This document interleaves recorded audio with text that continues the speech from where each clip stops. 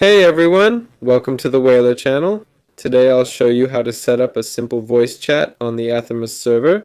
First, go to the Aternos server and click on Software.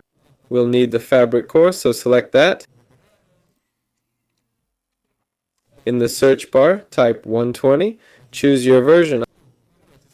I'm going with 121. Download it. Now let's go to Mods. Search for Simple Voice Chat. Got it? Click on it. Choose the first option and download it for your version. Download it to your PC and install it on Fabric. There, I assume you know how to install Fabric. Search for Fabric Minecraft.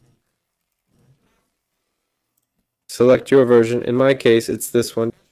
Download, install, then add this mod to Fabric.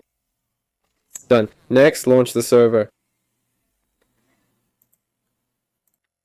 After starting, click Connect, copy the port, stop the server, and wait.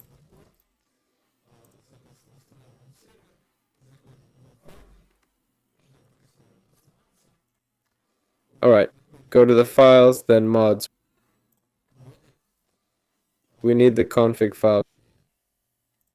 Go to config, voice chat, click voice chat server properties. There's a port tab here.